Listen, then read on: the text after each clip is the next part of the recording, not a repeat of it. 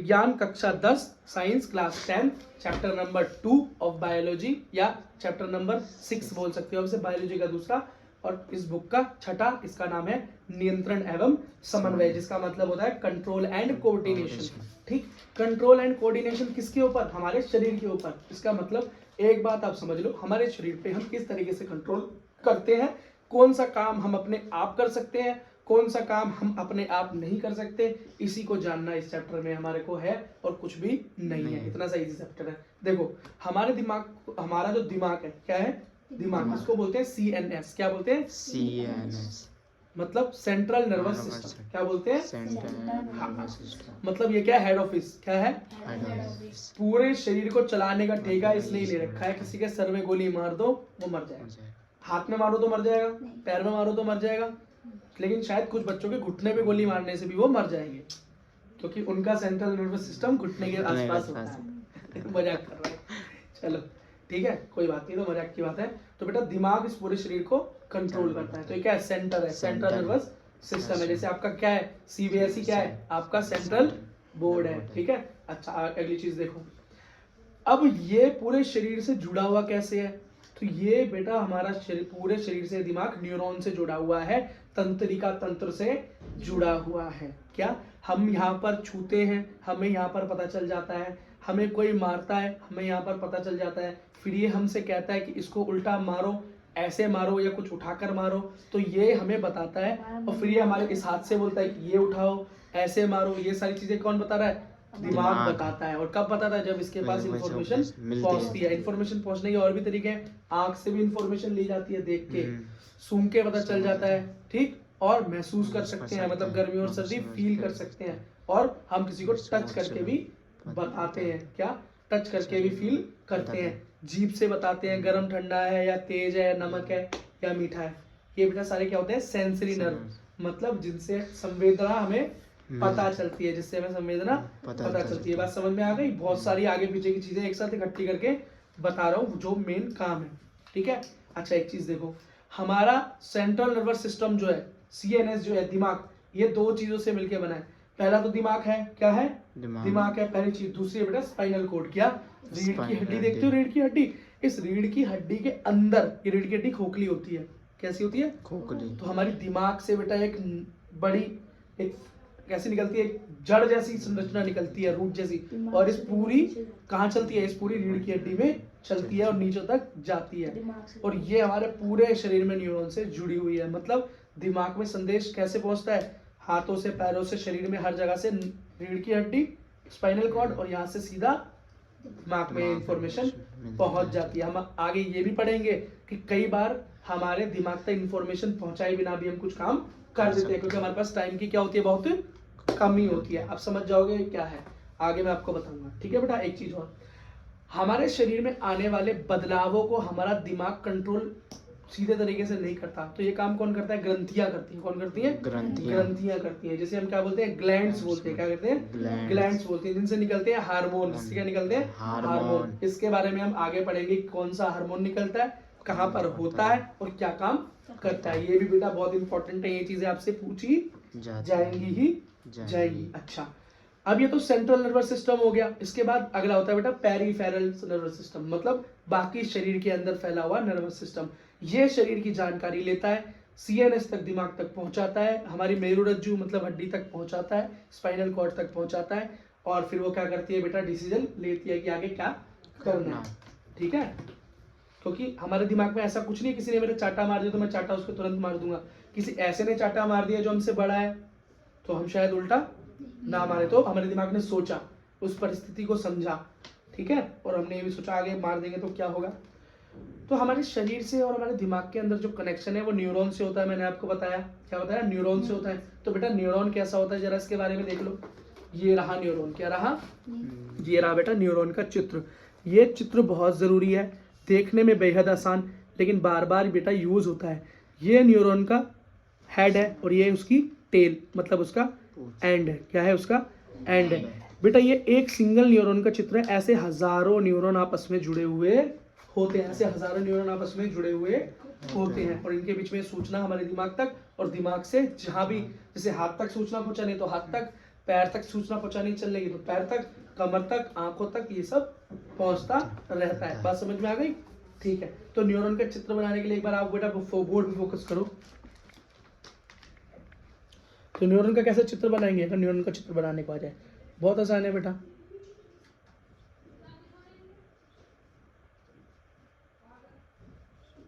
ऐसे ही बनाना, ऊपर इसको एंड तक ले जाना, जितनी आप पे जगह हो। बेटा इसकी टेल बना देना जो मैंने बताई थी।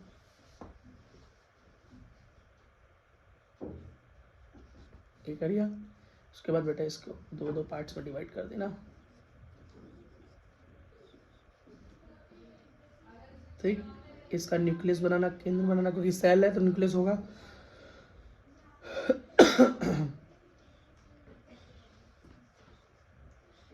ठीक है, ये एक न्यूरॉन का चित्र बेटा बन गया। क्या? न्यूरॉन का चित्र बन गया। ये बेटा इसका केंद्र हो गया, मतलब न्यूक्लियस।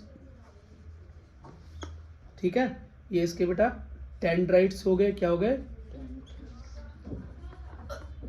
हिंदी में बेटा किसे क्या कहते हैं? दुम्रिका। क्या? दुम्रिका। क्या कहते हैं? दुम्रिका। ये बेटा क्या है? अंतिम शिरा या एंडिंग।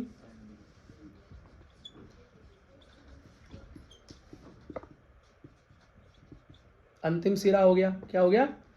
और ये हो गया बेटा तंत्रिकाक्ष। क्या हो गया? मतलब एक्सॉन। क्या? एक्सॉन, तंत्रिकाक्ष, एक्सॉन। मतलब देखो गैप है ना सेल के बीच में, गैप है ना, ये जो गैप होता है ना दोनों के बीच, इसी को तंत्रिकाक्ष या एक्सॉन कहते हैं। ठीक है बेटा, उधर फोकस करें। ये मैंने बेटा आपको बड़ी इंपॉर्टेंट चीज बता दी है। अगर स्ट्रक्चर बनाने को आ जाए या नेमिंग करने को आ जाए तो आपको दिक्कत नहीं होनी चाहिए। ठीक है बेटा, अगली चीज देखो, दो न्यूरॉन के बीच में जो गैप होता है, न्यूरॉन आपस में ऐसे नहीं जुड़े होते, न्यूरॉन के बीच में थोड़ा सा गैप होता है। क्या होता है बेटा? गैप होता है। उस गैप को बेटा बोलते हैं साइनेप्स। क्या बोलते हैं? साइनेप्स। और सिग्नल बेटा कैसे जाते हैं न्यूरॉन से दूसरे न्यूरॉन के बीच में? किस फॉर्म में जाते हैं बेटा? बिजली की फॉर्म में जाते हैं, इलेक्ट्रिक फॉर्म में जाते हैं। किसमें? ऊर्जा। किसमें? ऊर्जा की फॉर्म में जाते हैं, इलेक्ट्रिक फॉर्म में सिग्नल पहुंचता है। इस बात को बेटा याद रखना। ठीक है, अच्छा। एक होता है बेटा सेंसरी न्यूरॉन। एक ऐसा न्यूरॉन होता है जो कि बेटा सबसे पहले चीज को महसूस करता है। क्या? महसूस करता है। और दूसरा होता है बेटा मोटर न्यूरॉन, मतलब जो कि काम इंफॉर्मेशन लेकर आता है दिमाग से और उस ऑर्गन तक पहुंचता है जो काम करना है। मानो मेरे दिमाग ने बोला ये मार्कर मुझे उठाना है, तो मेरे दिमाग ने मेरे हाथ को बोला, अब मेरा हाथ ऐसे गया और उसने उठा लिया। समझ गए? ठीक है, ये मोटर न्यूरॉन ने बेटा काम करवा दिया। समझ गए? अच्छा, अगली चीज होती है रिफ्लेक्स एक्शन, जिसके बारे में आपको शुरू से बताया। क्या बोला? रिफ्लेक्स एक्शन, या मतलब प्रतिवर्ती चाप या प्रतिवर्ती क्रिया। ये क्या होती है? एकदम अचानक से होने वाला काम, जैसे एकदम अचानक से होने वाला काम। कई बार मैं अचानक से बैठा हूँ और मुझे पता नहीं चला कि मेरे नीचे कील है, मैं बैठता हूँ तो एकदम से उड़ जाता हूँ, या किसी गर्म चीज पे मेरा हाथ लग जाए तो एकदम से मैं हाथ हटा लेता हूँ, है ना? तो ऐसा क्यों होता है बेटा? ऐसा इसलिए होता है क्योंकि हमारा शरीर हमारी रक्षा करना चाहता है। तो बेटा हमारे पास इस तरह की सिचुएशन के अंदर इतना भी टाइम नहीं होता कि हम अपने दिमाग तक सूचना पहुंचाएं और फिर दिमाग से या अपने माइंड से या सीएनएस से, सेंट्रल नर्वस सिस्टम से आदेश लेने का, ऑर्डर लेने का टाइम भी हमारे पास नहीं होता। इस केस में क्या होता है? हमारी मेरुरज्जु, मतलब हमारी मेरुरज्जु ही हमारी जो बेटा ये रीढ़ की हड्डी है, ठीक है, यही सारा डिसीजन ले लेती है। यही सारा डिसीजन ले लेती है। इंग्लिश में से स्पाइनल कॉर्ड कहते हैं। यहीं तक हमारा सिग्नल जाता है और जिस भी ऑर्गन के अंदर दिक्कत होती है, जिसमें से कुछ जला किसी में, तो उसको क्या करती है? हटा देती है। बैठे तो उठा देती है ना? एकदम से आंख के पास कुछ आए तो मुंह को हटा देती है। ठीक है, इसको बोलते हैं रिफ्लेक्स एक्शन। क्या बोलते हैं? Reflex action. एकदम से होने वाली क्रिया, एकदम से होने वाली प्रतिवर्ती चाप। ये देखो बेटा, इधर इंग्लिश का हो गया, हिंदी में जरा देखो। हिंदी में देखो बेटा, एक भाप के बर्तन के ऊपर देखो हाथ है, हाथ में भाप लगी, एकदम से हाथ चल पड़ा। क्यों? ताकि जल ना जाए। मेरुरज्जु मतलब स्पाइनल कॉर्ड ने क्या किया? उसको इन्फॉर्मेशन दी। जैसे ही उसके बाद इन्फॉर्मेशन की जल रहा है तो बेटा मेरुरज्जु ने, मतलब यही इसी स्पाइनल कॉर्ड ने ही बोल दिया कि बेटा इसको हटा लो। मोटर न्यूरॉन से क्या बोला? प्रेरक तंत्रिका से कही कि बेटा हटा लो। संवेदी तंत्रिका मतलब सेंसर न्यूरॉन ने बताया कि कुछ दिक्कत हो रही है और हमारी प्रेरक तंत्रिका ने उसे हटा दिया। और फिर ये काम होने के बाद इन्फॉर्मेशन दिमाग तक पहुंचा दी। क्या? फिर ये काम होने, फिर उसके बाद हम क्या सोचते हैं? एकदम से हटाने के बाद अरे यार क्या था, जल जाते तो क्या होता? फिर सोचता है दिमाग, क्योंकि ये जानकारी ये काम होने के बाद हमारे दिमाग तक पहुंचाई जाती है। ठीक है बेटा, अब जरा दिमाग के बारे में देखो। इंसान का दिमाग होता है, इंसान का दिमाग बेटा 3 भागों में बटा होता है। किसमें? 3 भागों में बटा होता है। इंग्लिश के अंदर बोलते हैं बेटा fore brain, mid brain, hind brain. Fore brain, mid brain, hind brain. छोटा दिमाग पीछे की तरफ, ठीक है, ऐसे तो करते हैं। देखो और हिंदी में देखो, हिंदी में क्या है? आगे वाले सारे वाले को अग्र मस्तिष्क, बीच वाले को प्रा मस्तिष्क और नीचे वाले को बेटा अनु मस्तिष्क। अग्र मस्तिष्क, प्रा मस्तिष्क और अनु मस्तिष्क। और बेटा इसे बोलते हैं मेरुरज्जु। स्पाइनल कोड को क्या बोलते हैं? मेरुरज्जु। तो यहाँ पे क्या है? मेरुरज्जु। स्पाइनल कोड की जगह क्या है? मेरुरज्जु। और ये कपाल खोपड़ी का मतलब क्या है? कपाल खोपड़ी का मतलब बेटा क्रेनियम। क्रेनियम का मतलब होता है खोपड़ी के अंदर जो दिमाग होता है, इस खोपड़ी के अंदर ही दिमाग है। क्यों? क्योंकि बेटा हमारा दिमाग बहुत नाजुक है, सब कुछ चला रहा है, इसको कोई दिक्कत नहीं होनी चाहिए, इसलिए खोपड़ी में क्या है? पैक है। कैसा है? पैक है। बात समझ में आ गई? ठीक है बेटा।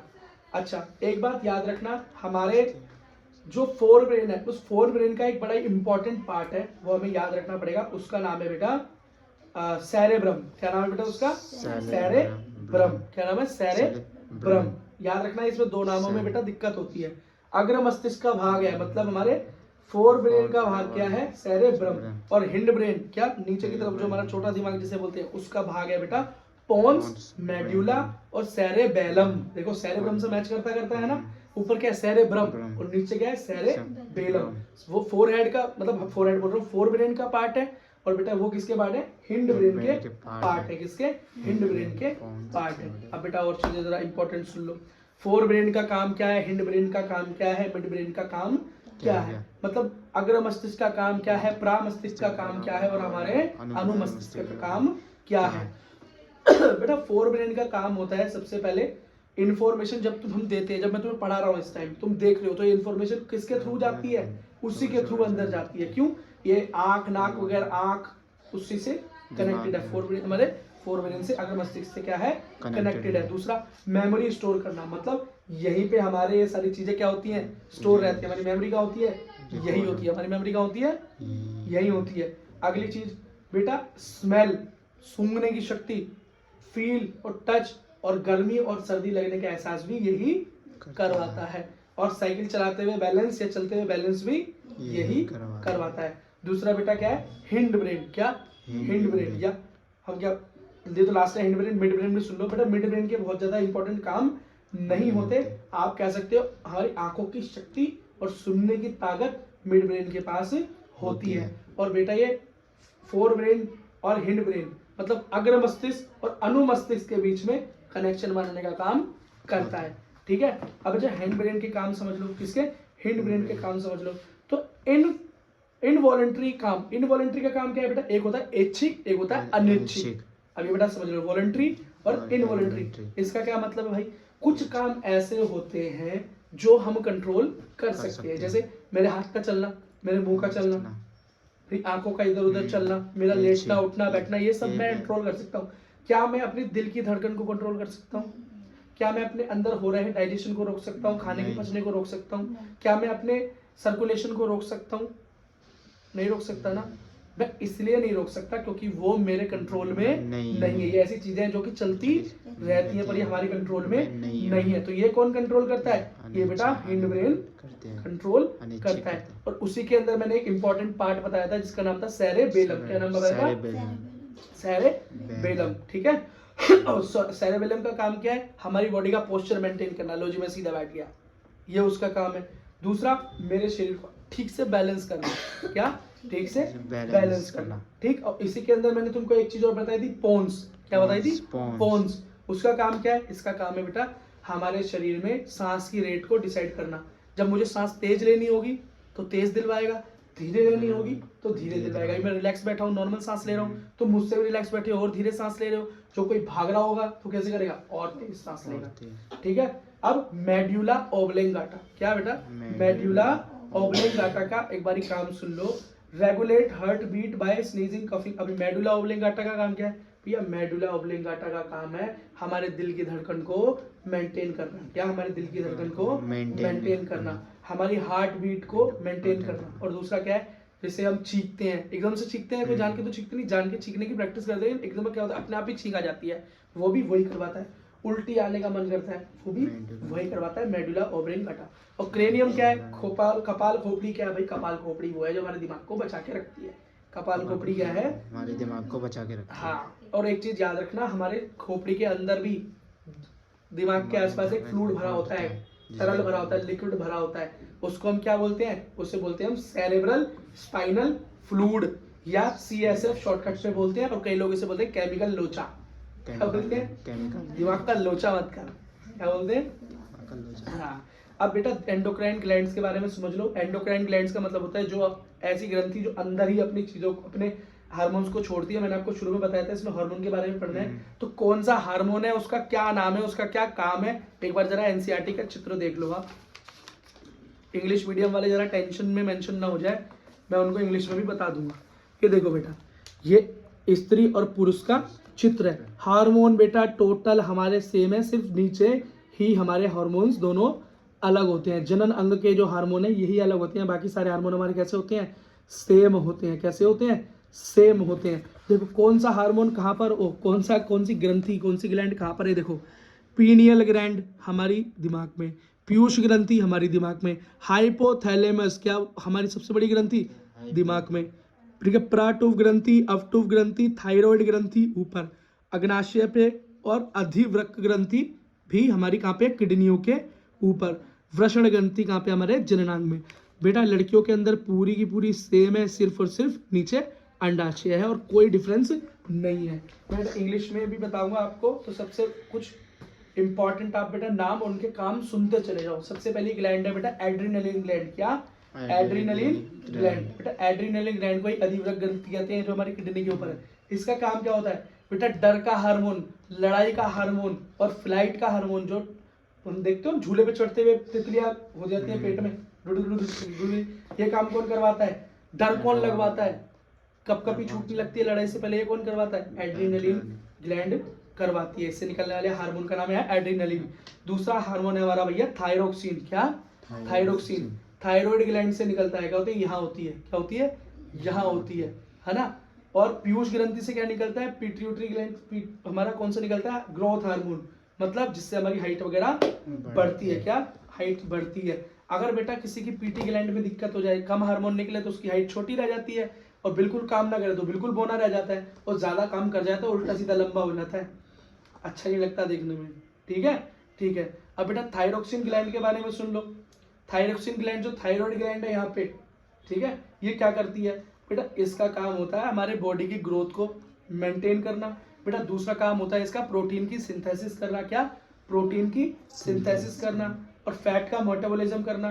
ठीक है, और हमारा मेटाबॉलिक रेट भी मेंटेन करता है। ठीक है बेटा, अगर इसको कोई दिक्कत हो जाए, अगर ये खराब हो जाए, आयोडीन चाहिए होता है इसको काम करने के लिए, जिसमें आयोडीन की कमी हो जाती है, उसकी ग्लैंड खराब हो जाती है, उसकी ग्रंथि खराब हो जाती है, तो उसका क्या होता है? गला सूज के इतना बड़ा हो जाता है, ग्लैंड इतनी बड़ी हो जाती है, तो उसका बोलते हैं घेंगा रोग हो गया, इंग्लिश में बोलते हैं ग्वाइटर हो गया। क्या हो गया? ग्वाइटर हो गया। अगला है बेटा इंसुलिन। क्या है? इंसुलिन, हिंदी में बेटा इंसुलिन। ये कहाँ से निकलता है? पैनक्रियाज से निकलता है। कहाँ से निकलता है बेटा? अग्नाशय से निकलता है। बेटा ये काम क्या करता है? इसका काम होता है हमारे शरीर में बढ़ रही शुगर को या ग्लूकोज लेवल्स को कम करता है। क्या करता है? कम करता है। अगर ये ग्रंथि खराब हो जाए तो क्या होगा? हमारे शरीर में शुगर बढ़ी रहेगी, घट नहीं पाएगी, और क्या मतलब हमारे शरीर में ग्लूकोज बढ़ता रहेगा, घट नहीं पाएगा, तो हमको जो बीमारी हो जाएगी उस बीमारी को कहते हैं शर्करा की बीमारी, और इंग्लिश में कहते हैं डायबिटीज की बीमारी, और इसका साइंस में नाम है डायबिटीज मेलिटस। क्या नाम है? Diabetes mellitus. इसी का उल्टा हार्मोन होता है बेटा ऑक्सीन। कौन सा? ऑक्सीन नहीं, ग्लूकागन, सॉरी ग्लूकागन। और ग्लूकागन क्या करता है? हमारे शरीर में कम हो रही शुगर की मात्रा को बढ़ाने का काम करता है। ठीक है, ये भी बेटा पैनक्रियाज से ही निकलता है, अग्नाशय से ही निकलता है। तो हम पैनक्रियाज को कैसे कह सकते हैं कि भैया पैनक्रियाज तो ऐसी ग्लैंड है जो कि कई तरह के हार्मोन निकालती है, और तुम्हें पता है पैनक्रियाज से, अग्नाशय से रस भी निकलता है जो खाने को पचाने में काम आता है। अभी हम पिछले चैप्टर में पढ़ के आए हैं। ठीक है बेटा, लड़कों के अंदर और लड़कियों के अंदर सिर्फ एक ही ग्रंथि का अंतर है, वो है जननांग, मतलब सेक्सुअल हार्मोन दोनों के अलग अलग होते हैं। लड़कों का होता है उसको टेस्टोस्टेरोन बोलते हैं, और लड़कियों के अंदर क्या बोलते हैं बेटा? क्या बोलते हैं एस्ट्रोजन। क्या बोलते हैं एस्ट्रोजन। लड़कों में टेस्टोस्टेरोन, लड़कियों में क्या बोलते हैं एस्ट्रोजन। लड़कों के अंदर टेस्टोस्टेरोन कहाँ निकलता है, टेस्टिस निकलता है, और जिसको हमने वृषण बोला था, क्या बोला था, वृषण बोला था, या अंडाशय, इसको हम यह वृषण देख रहे हो यहाँ पे। और लड़कियों के अंदर हम अंडाशय बोलते हैं, इसको बेटा इंग्लिश में कहा जाता है ओवरी। क्या कहते हैं हम, ओवरी। क्या कहते हैं, ओवरी। बात समझ में आ गई, ठीक है। ये बेटा करते क्या है, ये इन हार्मोनों का क्या काम होता है बेटा, लड़कों के अंदर जो चेंज आते हैं, जैसे लड़कों के अंदर दाढ़ी मूंछ आती है, शरीर थोड़ा मस्कुलर हो जाता है, और लड़कों की आवाज भारी हो जाती है, तो ये काम कौन करवाता है, टेस्टोस्टेरोन। लड़कियों के अंदर एस्ट्रोजन होता है, वो क्या काम कराता है, लड़कियों की शरीर आवाज कम करवाता है, लड़कियों के शरीर को पतला बनाता है, और उनकी लड़कियों की जो चाल होती है, जो उनका बॉडी का स्ट्रक्चर होता है, वो यही बेटा करवाता है। समझ रहे हो, ठीक है। अगली चीज देखो बेटा, क्या जिस तरीके से हमको इन सब चीजों की जरूरत होती है, हार्मोन्स की जरूरत होती है, क्या इस तरीके से पेड़ों को भी जरूरत पड़ती है, क्या पेड़ों के अंदर भी इस तरह का तंत्रिका होता है। तो बेटा पेड़ों के अंदर तो बेटा देखो कोई दिमाग तो है नहीं, कोई नर्वस सिस्टम नहीं है, कोई मेरुरज्जु नहीं है, कोई स्पाइनल कॉर्ड नहीं है, वहाँ पर वो चलते फिरते भी नहीं है, तो वहाँ पर बेटा इतना कॉम्प्लेक्स सिस्टम नहीं है। वहाँ तो बड़ा ही बेटा छोटा सा आसान सा एक सिस्टम है। क्या है, छोटा सा आसान सा एक सिस्टम है। वो सिस्टम बेटा क्या है, उस सिस्टम के अंदर ये दो तरीके से बेटा ग्रोथ दिखा सकते हैं। क्या, दो तरीके से ग्रोथ दिखा सकते हैं। कुछ तो बेटा ऐसे पौधे होते हैं जिनको छूने से वो ग्रोथ या अपनी प्रक्रिया दिखा सकते हैं, जैसे छुई मुई का पौधा। छुई मुई के पौधे का चित्र बेटा देखो एनसीईआरटी में दे रखा है। ये छुई मुई के पौधे को छूते हैं तो उसकी पत्तियां देखो सिकुड़ जाती हैं, तो ये तो बेटा हमें एक प्रतिक्रिया दिखाता है। लेकिन सारे पौधे तो ये प्रक्रिया नहीं दिखाते, लेकिन कुछ ऐसे पौधे हैं जो लेकिन सारे पौधे कुछ ऐसी प्रतिक्रिया है जो दिखाते हैं, कुछ ऐसे मूवमेंट है जो कि दिखाते हैं, उन्हें बोलते हैं ट्रॉपिक मूवमेंट। क्या, ट्रॉपिक मूवमेंट। ट्रॉपिक मूवमेंट के अंदर बेटा कैसे होती है, सनलाइट, जैसे जिस तरफ सूरज होता है पेड़ भी बेटा उसी तरफ बढ़ता है, सनलाइट से वो बढ़ता है। जिस तरफ पानी होता है पेड़ों की जड़ें भी उस तरफ ही बढ़ती हैं, ठीक। और जिस तरफ ग्रेविटी होती है, जिस तरफ ग्रेविटी होती है, तो पेड़ भी बेटा ग्रेविटी के तरफ बढ़ने की कोशिश करता है। यही बेटा दो तीन चीजें उनके अंदर है, और कुछ भी नहीं है, ठीक है। एक चीज और देखो, कई बार पौधा बेटा केमिकल की वजह से भी, जिस तरफ केमिकल रिएक्शन होती है, जिस तरफ वो केमिकल उसे खींचता है, उस तरफ भी वो बढ़ जाता है। इसको बोलते हैं बेटा कीमोट्रोपिज्म। यही बात बताना था बेटा। प्लांट के अंदर भी कुछ हार्मोन है जो मुझे याद करने पड़ेंगे, आपको बताने पड़ेंगे, और बहुत जरूरी है, पूछे जाते हैं। तो बेटा प्लांट के हार्मोन का पहला नाम है ऑक्सिन। क्या नाम है, ऑक्सिन। इसका काम क्या है, पेड़ों के अंदर वृद्धि कराता है, growth in plants, growth in plants. और ये मिलता कहाँ पे, स्टेम और रूट्स में। क्या मिलता है, स्टेम और रूट में, जड़ तथा तने में मिलता है। दूसरी चीज है बेटा जिबरलिन। क्या, जिबरलिन। जिबरलिन का काम क्या है, जिबरलिन भी बेटा प्लांट के अंदर क्या करता है, ग्रोथ करवाता है। लेकिन कैसे, सेल डिवीजन। कैसे, सेल डिवीजन करवाता है। कोशिका के अंदर क्या कराता है, कोशिका को बंटवा कर ये काम करवाता है। और इसका मेन काम क्या होता है, पेड़ की जड़ों में नहीं, ये पेड़ के तने को ही बड़ा करने का काम करता है, पेड़ के तनों को बड़ा करने का काम करता है, एलोंगेशन ऑफ स्टेम्स। नेक्स्ट है बेटा साइटोकाइनिन। क्या है, साइटोकाइनिन। इसका काम क्या है बेटा, साइटोकाइनिन क्या करता है, पेड़ की एजिंग को रोकता है, पेड़ के पत्तों को गिरने से रोकता है। जो पेड़ का स्टोमेटा होता है ना, रंध्र छिद्र, उसे खोलना और बंद करना भी साइटोकाइनिन का काम होता है। और बेटा ये क्या करता है, promote fruit growth in plants, मतलब फ्रूट्स को बढ़ाने में, राइप करने में साइटोकाइनिन का ही काम होता है, ठीक है। प्लांट का बेटा एक लास्ट हार्मोन सुन लो, एक दो है और, एक है इथाइलिन। क्या है, इथाइलिन।